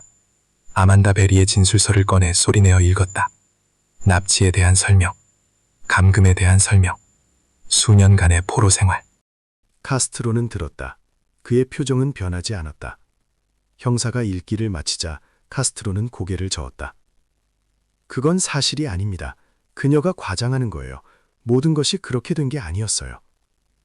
형사는 정확히 어떻게 된 일이었습니까? 라고 물었다. 카스트로는 자신의 버전을 이야기하기 시작했다. 아만다가 스스로 그에게 왔다고 말했다. 그는 차에 태워주겠다고 제안했고 그녀는 동의했다. 그리고 그들은 그의 집으로 왔다. 그녀는 자발적으로 머물렀다. 형사가 말을 끊었다. 자발적으로 10년이요? 카스트로는 대답했다. 그녀는 떠날 수 있었어요. 저는 그녀를 강제로 붙잡지 않았어요. 문들은 열려 있었어요. 형사는 집에서 찍은 사진들을 꺼냈다. 벽에 걸린 사슬들, 강화된 자물쇠들, 못 박힌 창문들. 카스트로는 사진들을 바라봤다. 몇 초간 침묵했다. 그러고 나서 말했다. 이건 안전을 위한 거였어요. 이 지역은 위험해서 강도들을 두려워했어요. 그의 주장은 터무니없었다. 하지만 그는 그 주장을 고수했다. 반복하고 또 반복했다. 형사는 지나 데에수스에 대한 질문으로 넘어갔다. 그녀의 진술서를 읽었다. 거리에서의 납치, 협박, 수년간의 감금. 카스트로는 다시 부인했다. 지나 역시 스스로 왔다고 말했다. 그가 도움을 제안했고 그녀가 자발적으로 머물렀다고 말했다. 형사는 상기시켰다. 지나는 14살이었어요. 학교에서 집으로 가던 중이었죠. 카스트로는 어깨를 으쓱했다. 그는 말했다. 저는 그녀가 몇 살인지 몰랐어요. 그녀는 더 나이가 많아 보였습니다. 신문은 4시간 동안 이어졌다. 형사들은 수백 가지 질문을 던졌다. 증거를 제시하고 사진을 보여주고 세 여성 모두의 진술을 읽었다.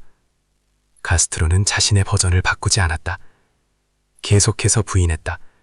설명을 지어냈다. 하나하나가 이전 것보다 더 터무니없었다.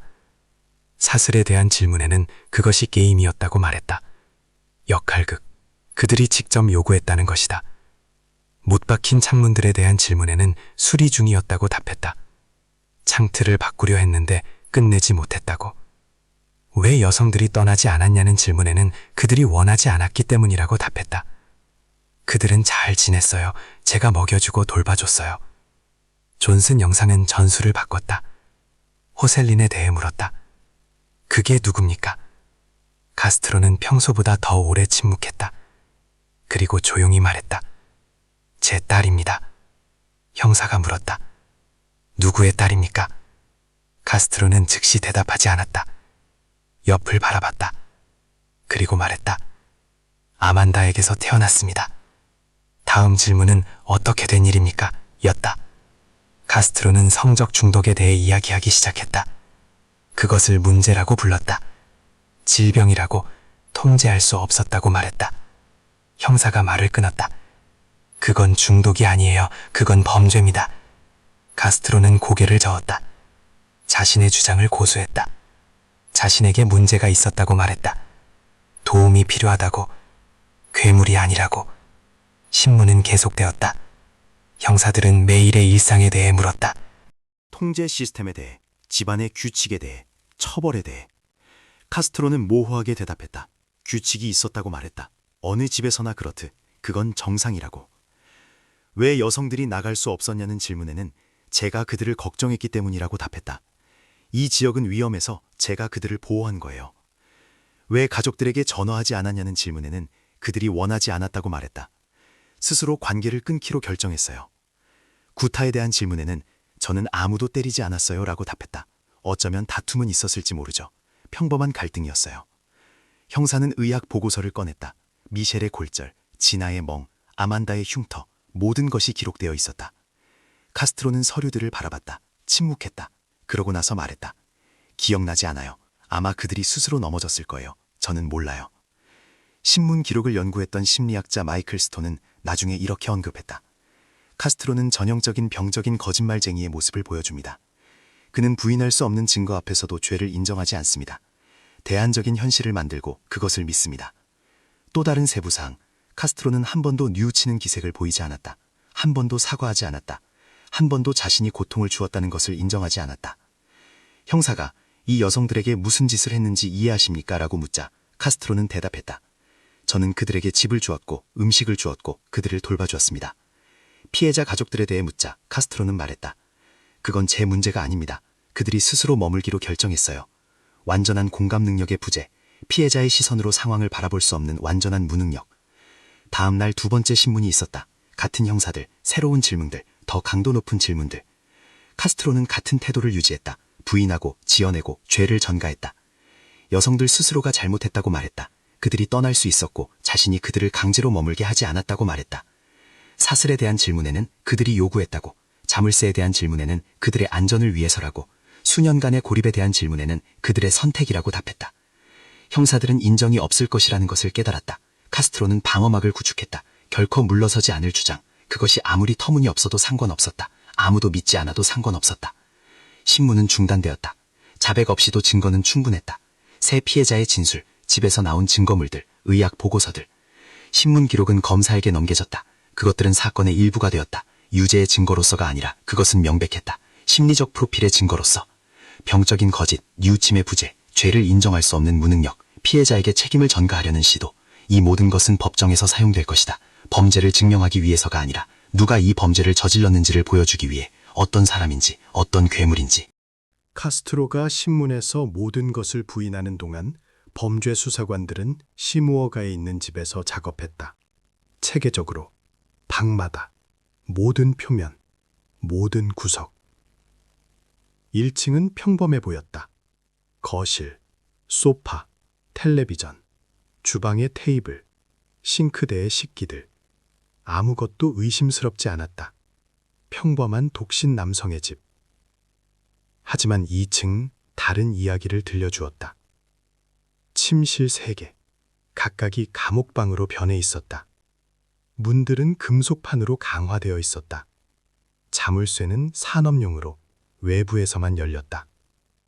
창문들은 합판으로 못 박혀 있었다. 창틀에 볼트로 고정되어 있어 안에서는 제거할 수 없었다. 위에는 두꺼운 커튼이 쳐져 있었다.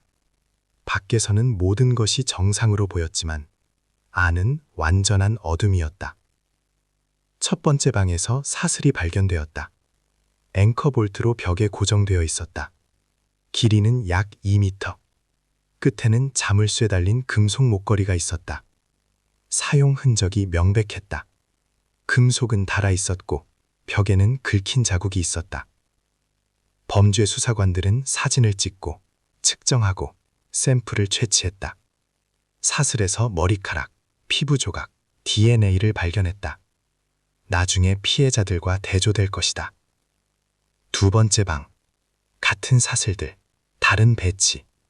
여기에는 2개의 사슬이 반대편 벽에 고정되어 있었다.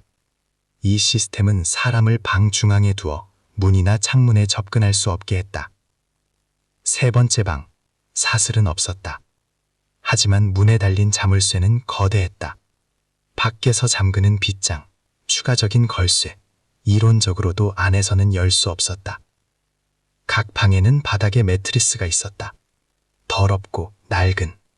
그 옆에는 플라스틱 양동이가 있었다. 쓰레기용. 냄새가 벽에 배어 있었다. 범죄 수사관들은 지하실로 내려갔다. 그곳은 어둡고 습했으며 곰팡이 냄새가 났다. 바닥에는 어두운 얼룩들이 있었다. 오래되었고 콘크리트에 스며든. 그들은 샘플을 채취했다.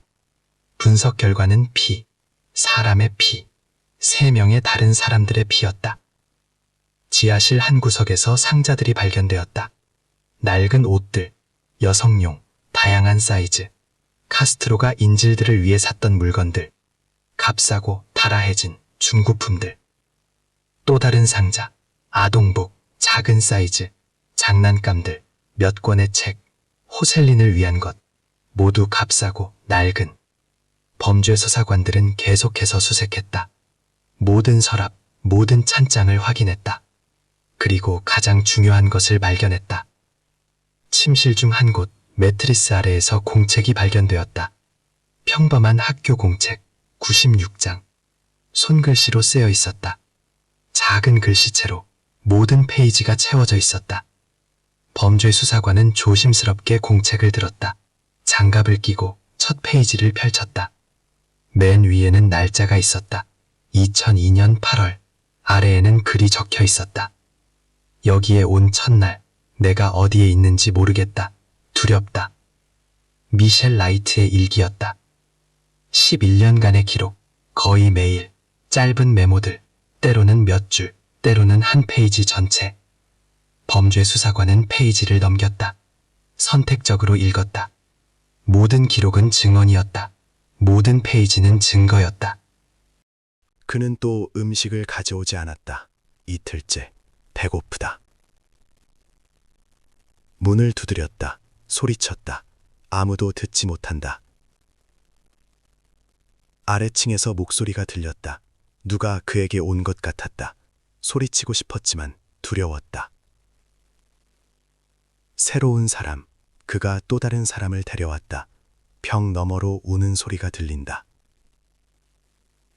기록은 수년간 이어졌다. 감금의 연대기, 하루하루, 달마다. 미셸은 모든 것을 묘사했다. 음식이 언제 왔는지, 언제 방에서 나가는 것을 허락했는지, 언제 처벌이 있었는지, 언제 라디오를 들려줬는지. 그녀는 희망에 대해 썼다. 누군가 자신을 찾아낼 것이라고, 누군가 구원해 줄 것이라고 믿는 것에 대해. 절망에 대해 썼다. 포기하고 싶었던 날들에 대해, 결코 끝나지 않을 것 같았던 때에 대해. 마지막 기록은 2013년 5월 날짜였다. 해방되기 이틀 전. 그가 아만다의 방문을 닫는 것을 잊었다는 소리를 들었다. 어쩌면 이게 기회일지도 모른다. 일기는 수사관들에게 넘겨졌다. 모든 페이지를 복사했다. 모든 기록이 증거가 되었다. 검찰 측 변호사는 문서를 검토했다. 그저 증거가 아니라는 것을 깨달았다. 이것은 범죄의 연대기였다. 피해자가 쓴 하루하루 해마다. 신문에서 카스트로의 어떤 말도 이것에 대항할 수 없었다. 그는 자발적 거주에 대해 아무리 말해도 소용없었다. 일기가 진실을 말하고 있었다. 저는 여기에 있고 싶지 않아요. 집에 가고 싶어요. 제발 저를 찾아주세요. 이 글들은 2003년에 쓰였다. 납치된 지 1년 후 자발적인 것은 아무것도 없었다. 오직 감금, 오직 두려움, 오직 구원에 대한 희망뿐. 티모시 맥킨티 검사는 나중에 이렇게 말했다. 이 일기는 가장 강력한 증거가 되었습니다.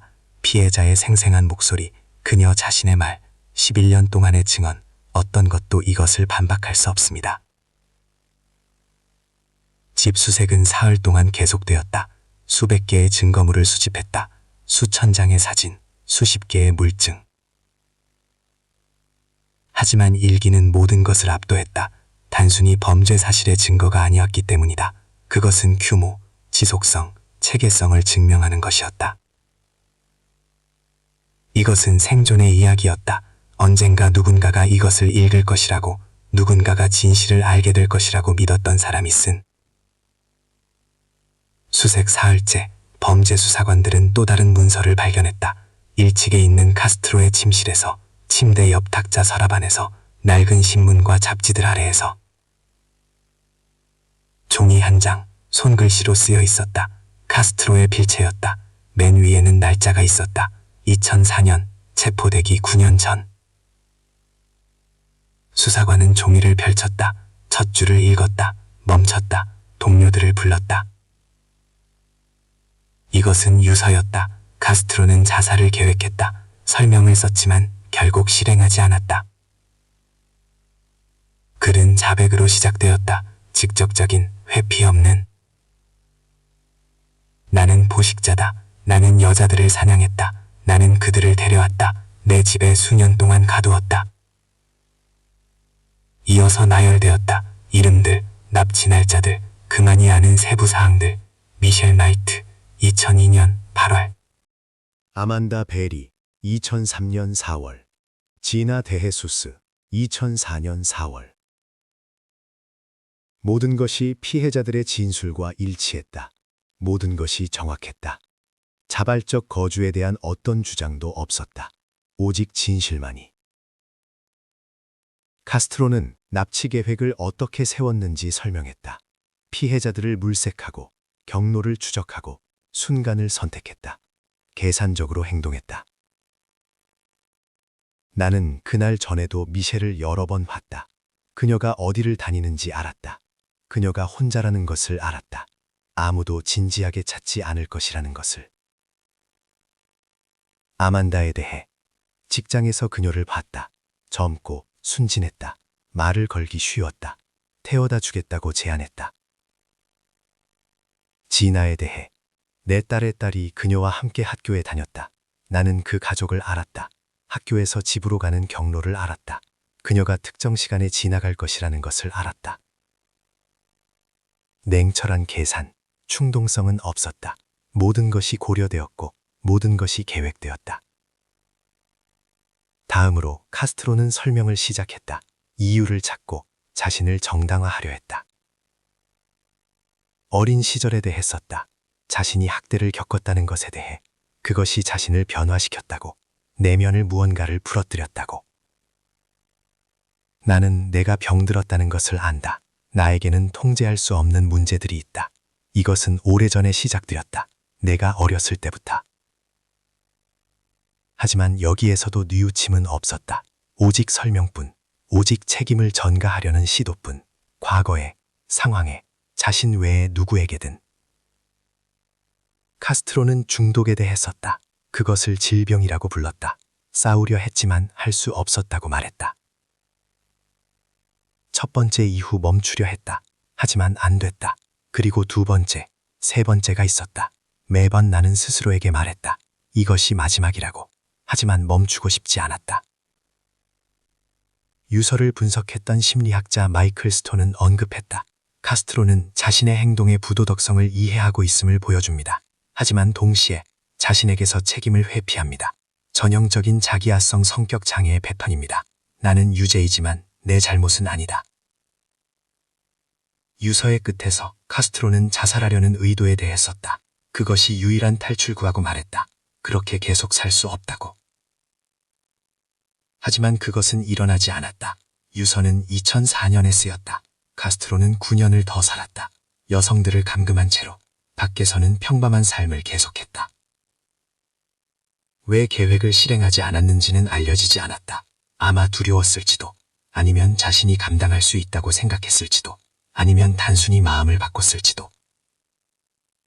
유서는 검사에게 넘겨졌다.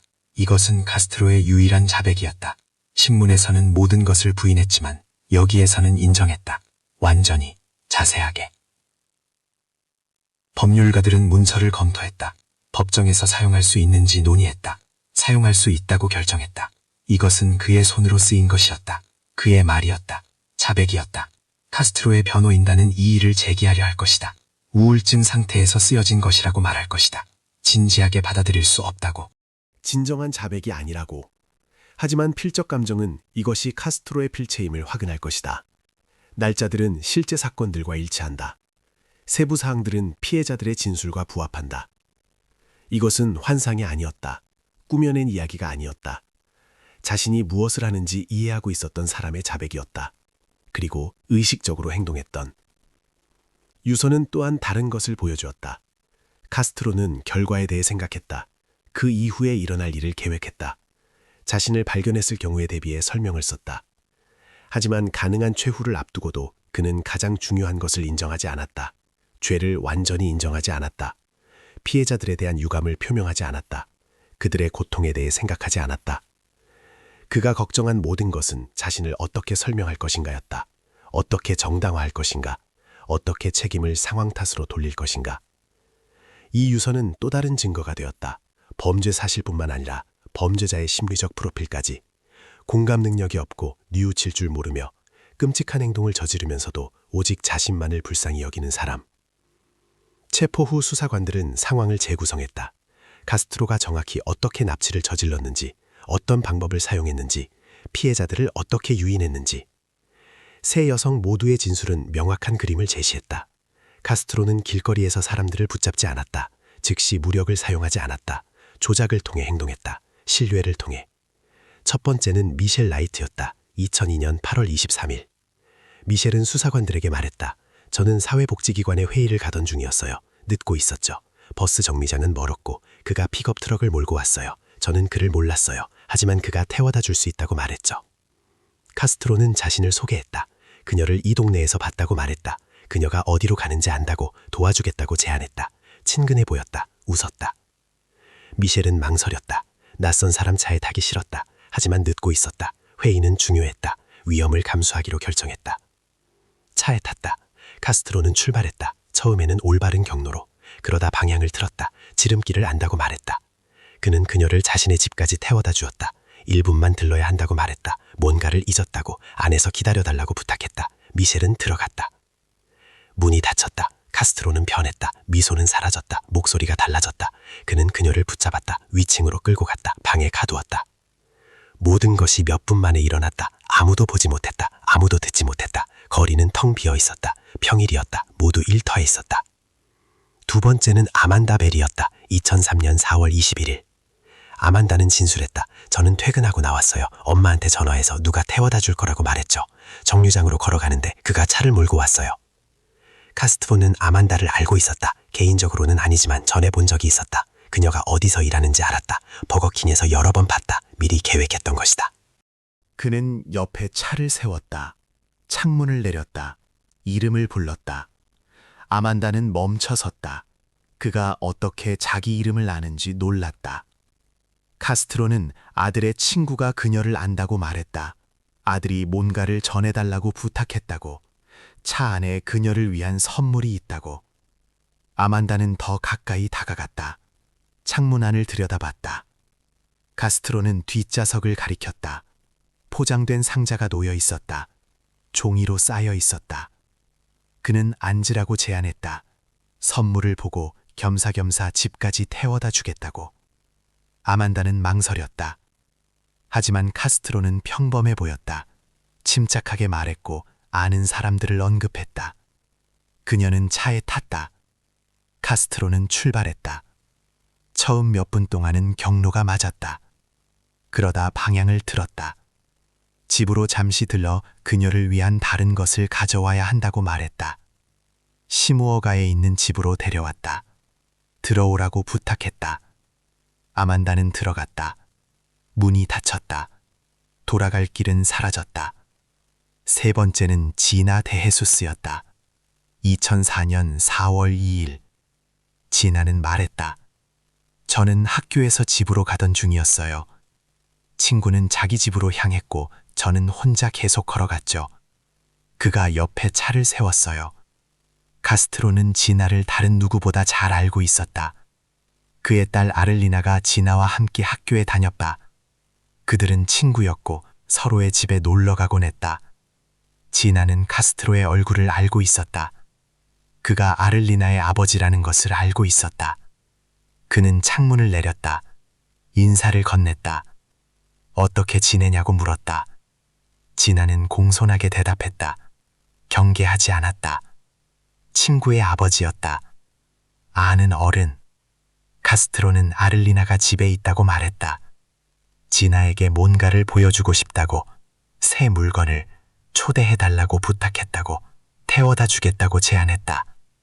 지나는 생각했다. 괜찮다고 판단했다. 그녀는 자주 아를리나 집에 갔었다. 부모님도 알고 있었다. 안전하다고. 차에 탔다. 카스트로는 차를 몰았다. 아를리나가 엄마와 살던 그의 옛집이 아니라 새 집으로. 시무어가에 있는. 지나는 주소를 몰랐다. 즉시 알아채지 못했다.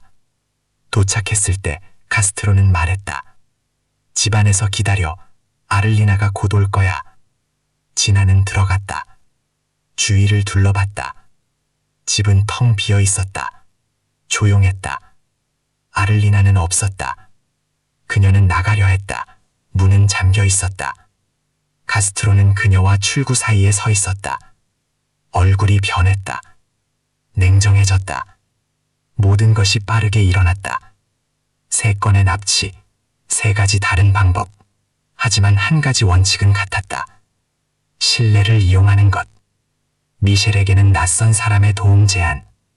아만다에게는 공통된 지인 언급. 지나에게는 딸의 친구 관계 이용. 카스트로는 피해자들을 신중하게 선택했다. 미셸은 외롭고 가족의 강력한 지원이 없었다. 아만다는 젊고 순진했다. 지나는 속임수를 의심하지 않을 만한 아는 사람이었다. 그는 자신의 지위를 이용했다. 스쿨버스 운전사, 아버지, 이웃, 신뢰할 수 있는 평범한 사람. 수사관들은 경로를 재구성했다. 그 당시에 감시 카메라를 확인했다.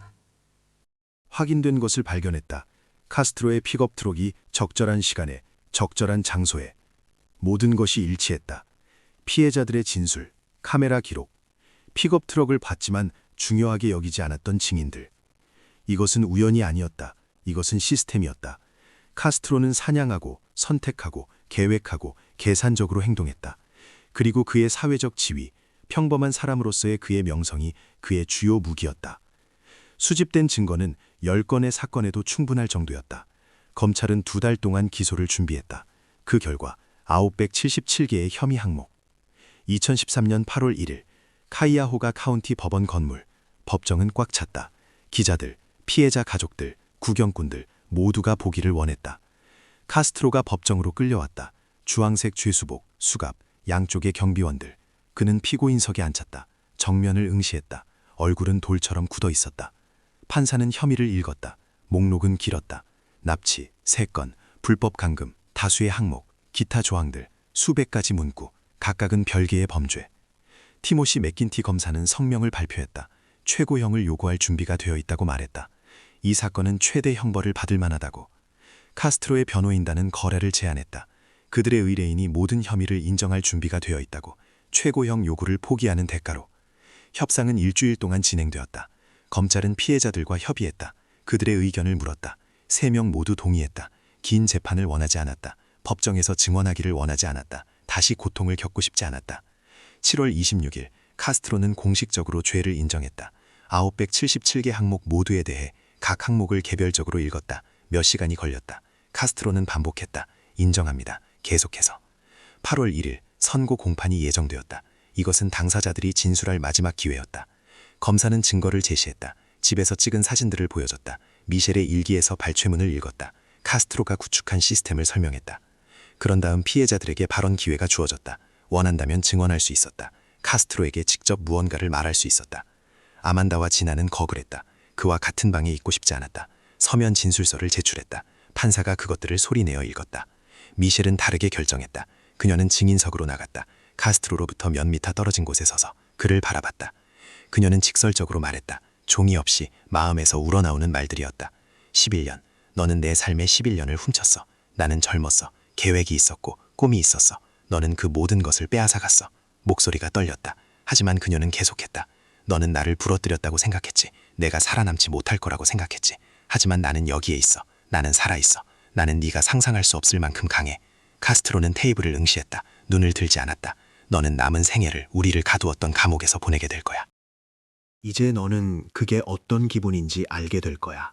그리고 나는 네가 매일 우리의 얼굴을 기억하기를 바라. 미셸은 말을 멈췄다.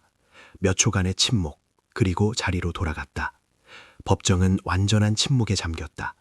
기자들도 움직이지 않았다. 판사는 카스트로에게 발언권을 주었다.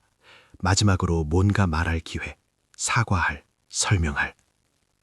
카스트로는 일어섰다. 그는 천천히 단조롭게 말했다. 저는 병들었습니다. 중독이 있어요. 저는 고통을 주려 하지 않았습니다.